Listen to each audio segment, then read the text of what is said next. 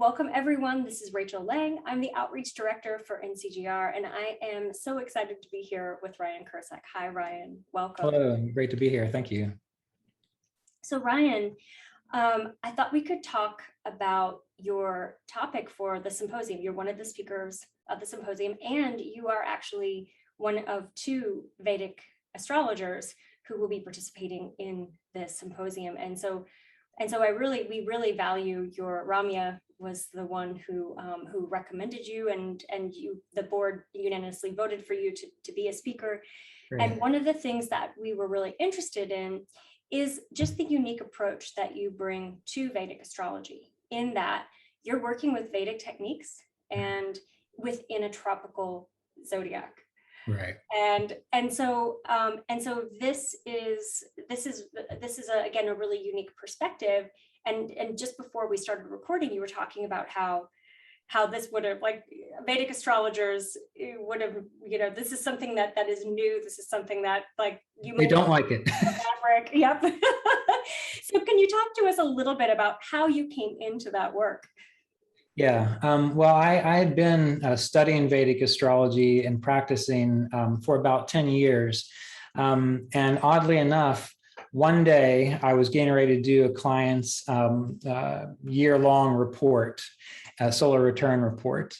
And for some reason, I thought to myself, I wonder what the outer planets are doing, Neptune, Pluto, Uranus. And in Vedic astrology, they can be worked in, but it's not something that's really standard. But for some reason, I thought I really needed to look at that for her report. And so I ended up researching that, and it took me back to one of my first teachers, Ernst Wilhelm, and he just happened to have started researching the use of the tropical zodiac with Vedic astrology. And of course, like a lot of Vedic astrologers at the time, I thought, has Ernst gone off the deep end? Like, what's wrong with him? I don't get this. So I ended up contacting him, and he got back with me, and he said, well, it's been a while since we talked, but I really think you should explore this. And I was completely against it. I thought it was ridiculous. I thought it was crazy. But he said, just try it once or twice. And so I began just basically doing everything like I normally would do as a sidereal Vedic astrologer, except I just pushed that button on my software, which switched it to tropical, and I read it from that perspective. And it took me about 6 months to a year of seeing just how clear things became when I did that, with that resistance of feeling like I was kind of going crazy after spending 10 years looking to sidereal, until eventually I just couldn't ignore it anymore. And I eventually just converted all of my sessions and working with all of my clients to tropical. And the beautiful thing about it was, even though a lot of our peers and colleagues were telling us that we were going to commit career suicide, whereas I went from having clients booked out 2 to 3 weeks in advance, all of a sudden using this through word of mouth, I was starting to be booked out 6 months, a year. And last time I checked, my client list went back about 4 years. So when I saw that happening, I realized I couldn't ignore it anymore. No kidding. Yeah. Yeah, because I think, like I said, I think it's something, I think one of the things that people who don't work with astrology appreciate about Vedic astrology is just how predictive it is. Right. And I hear this from my clients as I was a Western astrologer. I hear this from my clients too. Like, I had a Vedic astrology reading, and there were very specific time techniques and things like that. And so is that something that you find works really well? Those systems work well within the tropical zodiac as well? It works very well. And again, I think that's why there was such a shift in my client base after I switched to it, because I mean, I was pretty good with the sidereal according to what feedback I got. But when I started to see kind of the numbers grow and the feedback get even more specific about, you mentioned this time, it just so happened to work out. Then you talked about this, and then it happened to work out. And one thing I do want to say is that while I'm the one giving the talk here at the conference, by no means did I pioneer this idea. Ernst Wilhelm was an astrologer who really looked into it deeply, but even Ramya's, I think it's her great uncle from India. He does tropical Vedic astrology. And I interviewed him once, and I think he might be in his 70s or his 80s. And he's been on that track for years before anyone else got on it. So it's not a new thing. It's just coming out and starting to become more accepted now, I think. What are some of what are some of the specific techniques that you use and find most effective in your work? Right. So in Vedic astrology, and again, please keep in mind, I've never studied Western astrology. So if I'm talking about something and you think to yourself, well, that sounds a lot like this Western technique, it might be, because in my experience, what I have a sense of is that astrology is one science. It's not divided into East and West or sidereal and tropical, but it kind of fragmented over the years. But anyway, one of the techniques that I particularly enjoy using, it's called the Lajatatiya Vashta. And Avashta simply means state, like the state of a planet. And there are these series of rules in Vedic astrology that outline how each planet affects another planet through planetary friendship. Are there planetary friendships in Western astrology? Not that exact term. I mean, we have like essential dignities and the planetary joys and things of that nature, but not. I haven't heard anything that's. Okay. I mean, I think these are like how planets act towards each other. So if a planet is a personality, how is it going to act towards another planet? And yeah, and so the rules for these are really, really fascinating. Like, for example, in Vedic astrology, and this is probably true in Western or other types of astrology too, Jupiter is considered to be the great benefic of opportunity and optimism. Mercury is considered to be a wonderful planet for seeing different perspectives, playing the game well, intelligence and research. And they're both considered to be benefic planets, or planets that bring good things. But in this system of Lajatatiya Vashtas, what's fascinating is that Mercury actually hurts Jupiter. And so oftentimes people, when they think of Mercury and Jupiter coming together, these two great benefics, that it's just going to be a wonderful thing. And the reason it's not so great is because Jupiter is about seeing the bigger picture, divine wisdom, seeing how everything fits together and makes sense. And that's good. And Mercury is about figuring things out. So when Mercury influences Jupiter, this can make a person and take their luck and their grace and their optimism of Jupiter, and it can make them overanalyze everything. So they're not able to actually appreciate the goodness Jupiter brings. Or, for example, Mars and Saturn, that's probably an easier one to understand. Those two planets, when they come together, they create something called starvation. And so whereas Saturn likes to take things slow and be meticulous and be very cautious, Mars likes to bust through and make things happen right now. And so when people get those two planets together, either by aspect or being in each other's signs, this can create a very frustrated personality. So one of the things I've loved is to apply these Lajatatiya Vashtas, because there's multiple rules for all of the planets. And if you just did a reading on how each planet affects every other planet, you would be able to understand the inner psychological workings of your client and explain it to them in a way that hopefully they would understand and be able to work with. So that's one of the techniques that I particularly enjoy with from Vedic astrology as it applies to the tropical zodiac. Oh, that's fascinating, because we in Western astrology, we work a lot with aspects. We work with the planets in different signs, but this kind of takes it to a whole new level. And what it's reminding me of is systems like Ayurveda, or even like Chinese medicine, where you have, the different elements in contrast with one another, and the ways that earth, or that water extinguishes fire and things like that. So I think that you're describing, like, this system describes, like you said, the inner workings of ourselves in ways that we might not otherwise look at. Well, the way you put it together is great, because actually, again, Ernst Wilhelm, my friend who introduced me again to the idea of the tropical zodiac with Vedic astrology, he's very much into traditional Chinese medicine and the idea of the elements. And he does spend some time describing things in that way. So yeah, that's a great way to pull it together. Are there any other techniques that you really enjoy working with or find it really effective in your work? Yeah, one of my favorites, aside from the Lajatatiya Vashtas, is the use of the harmonic charts in Vedic astrology. And I'll do a little screen share here Great. to, Yeah, I would love to see it. and hopefully this will work in the sense that the chart is very different than many people are used to, because we have these squares here. Yes. So we've got Sagittarius, Capricorn, Aquarius, Pisces, and so on around. But what the harmonic charts are, is they are, I like to think of them as like fractals of the birth chart. And so, for example, in Vedic astrology, one of the more popular harmonic charts is the ninth divisional chart. And people often relate that to marriage or to a person's purpose. It's really more about a person's purpose in life.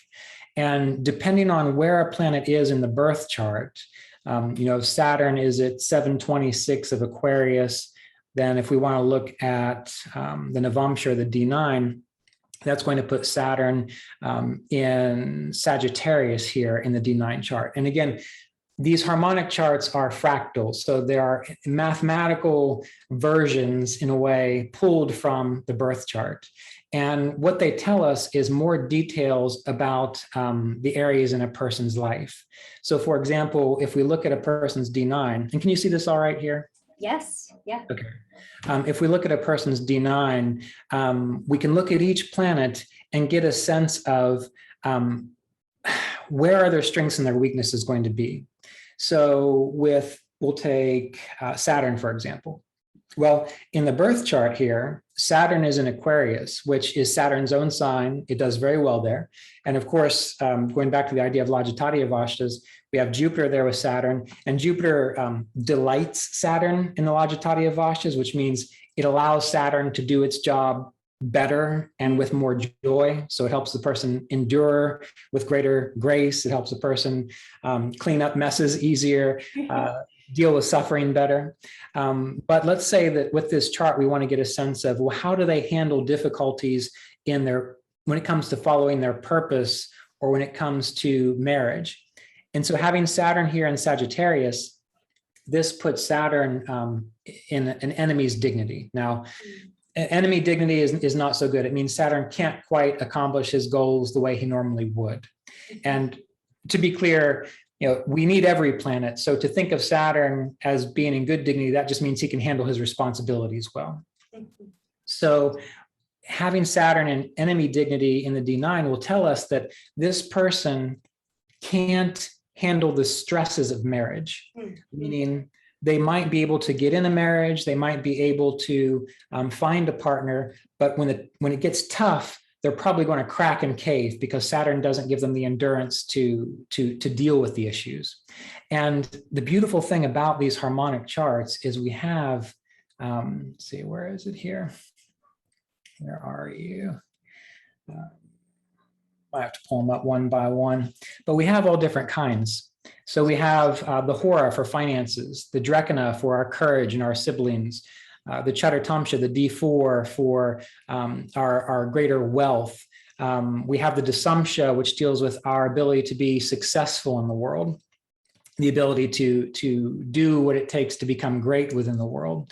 And so by looking at these charts and how the planets function within them, we're going to see the real nitty-gritty details of how a person acts in life. And one beautiful technique, which I'll just throw it out there now, I was going to talk about it in the actual seminar with NCGR, is one thing I've always found, which is worth experimenting with, is that when it comes to the divisional charts, wherever Jupiter is doing very well, wherever Jupiter is in good dignity or in a trine or supported by friends, that usually indicates the area of life where a person will get the best counsel from an astrologer. That's fascinating. Wow. Yeah. And I love it because everyone thinks that an astrologer should be able to tell you everything you need to know about yourself. Right. And that's not always true. And what I found is that depending on where Jupiter is situated, that will show where the astrologer can just, it probably doesn't even have to be a good astrologer, because Jupiter is like good fortune, grace, and luck. They can just speak, and you'll say, yes, that's exactly right. I have one woman who's an astrologer and also a client of mine. she always came to me for relationship advice. And I always told her, every time I give you relationship advice, it doesn't work. You go to other astrologers, the same thing happens. I can talk to you all day long about your career. I can talk to you about your children. I can talk to you about these things because that's where her Jupiter was good. Wow. I wonder if the same applies to astrologers in their charts, wherever Jupiter is in their charts, if that's where they give the best counsel. That's exactly right. Yeah, if you can find, and that's what I love about this whole process with the vargas. That's what they're called in Vedic astrology. The vargas are the divisional charts. Is that if you can find where your Jupiter is good, that's where you're going to be probably a fantastic astrologer without much struggle. Oh, wow. I would imagine that anyone listening to this right now is going into Solar Fire, going into whatever programs that they have and trying to figure it out. Yes. Well, but go ahead. I was going to say again, I don't know how to look at that from a Western perspective, but looking at things like I talked about how the planets are supportive of Jupiter. Jupiter is in a supportive sign or in a supportive house. That's how you get a sense of whether Jupiter is going to function well. So however that translates to the Western approach, that's how I would look at it. Yeah, I would imagine that it would be similar in terms of just looking at the dignity, looking at the aspect relationships with other planets, and looking at the houses and the house that Jupiter rules. But this, I think that one of the things that I'm noticing just in terms of thinking about the Saturn-Uranus square that's going on for all of us is the ways in which we're integrating systems together, the ways in which we're expanding our mind. And I think some of this has to do with transiting with the North Node in Gemini as well, like being willing to question those beliefs and those hardwired Sagittarius South Node things, and opening up. So I think your work is a real example of how that's happening in a very specific way within astrology, but I think that's happening culturally as well. Do you have anything that you wanted to speak about that, or? Well, you definitely see that with how people are challenging certain norms with governments, with how they interact in their interpersonal relationships, with their, civil liberties and all this, all that's coming forth pretty clearly in that regard. And, before we started, I think it was before we started recording, I had mentioned that it was about 10 years ago when I personally discovered this, and all of us few who decided to do it, we were kind of accused of being heretics and committing career suicide. But now with this kind of combination with Jupiter and Saturn and a square to Uranus and so on, we're being asked to talk about it freely now. When Ramya contacted me, at first I thought, does she know what I do? I mean, I know she did because I know her uncle, I know her uncle is into it. When she said that the board was approving of it, I thought, are they sure they understand exactly what's so. Yeah, and it is, and for the reasons that you just mentioned, because I think it is challenging. It's a Uranus way of integrating with the past and the future and the present. So well, and having Pluto where Pluto is as well, in regards to challenging the Capricorn issues of how things always used to be and the old ways of doing things and so on. I mean, that's key. And then, you mentioned the North Node of the Moon in Gemini. That is important. But and so in Vedic astrology, we've got the North Node Rahu and we've got the South Node Ketu, and Ketu going through Sagittarius from, again, please forgive me if I don't quite know how to relate it to Western astrology, but Sagittarius deals with a lot of structures such as cultural things, knowledge, higher education. And when we see Ketu going through that, Ketu is a power that shakes things up. It destroys. It's considered to be the supreme liberator. So whenever Ketu goes through a sign, it's like burning up and cleaning up all the cobwebs and old leaves. And of course it burns and it hurts, but what it leaves behind is sort of the pure essence of what that sign is about. And so from a Sagittarius perspective, I think it's a wonderful a wonderful time to be burning away the things that prevent us from gaining higher knowledge and tapping into older traditions, but not the dogma of older traditions. That's the hard part. Mm-hmm. Yeah, and it's like a breakdown of fundamentalism and fanaticism and all of those things, the rigidity of belief. Exactly. Mm-hmm. Yeah, and I love that vision too of burning, of like the dragon burning, the dragon's tail, Yes. and then purifying whatever remains, like that, like what rises from the ashes is truth. Right. And what's interesting, with that nodal axis, when we think of Rahu and Ketu, it's always like going from one to the other. So Ketu is considered to be the past and the things that we've kind of built our structures on that we feel safe in. And Rahu is the new territory we're supposed to explore. And so having Ketu burn through Sagittarius, well, that forces us to look at Gemini and think, well, how are we meant to, through trial and error, explore these new things and find truths that speak to what's going on in our current era? Because I think that's the important thing to remember about all sciences, astrology, yoga, Ayurveda, is that it needs to speak to the era in which we're in. Mm-hmm. And if we try to do things the way they were done 100 years ago, it makes it a little hard to digest, and sometimes we miss the important bits of it. Yeah, definitely. That historical context is so key in looking at any systems. But especially when we're talking about spirituality and beliefs and a shift in consciousness. Right. Mm-hmm. Great. Oh, Ryan, I could talk to you all day. I feel like we're just getting started. Now I want to direct everybody to your YouTube page, which is incredible. And you also have a lot of downloadable classes and a lot of material on your website. You probably don't sleep. You have so much. I just started a long time ago. So is there any offerings that you have coming up, in addition to your talk at the symposium, that you wanted to let other people know about? Yeah, mainly, I do have numerous downloadable classes at my Astral Vedic Astrology website, and at youtube.com/Ryan's Vedic Astrology. If you're interested more in Vedic astrology, there's a 52 video course, introductory course. So that's all stuff that's worth exploring. But if you really want to go into it, and you've got a lot of time, because that's sort of the issue, I have an apprenticeship program that was 4 years, but I condensed it down into 2, and that's at Vedic-astrology.teachable.com. And that's my pride and joy, because I started it many years ago, and the students who have made it through that program, I've just been delighted with what they have done, what they have learned, how they work with clients now, and I'm actually pretty much retired from doing sessions. I focus more on teaching, so I refer everyone to them these days, and they're wonderful astrologers. That's great. Yeah. We'll put links to all of those things, and thank you so much for taking time to have this conversation with me.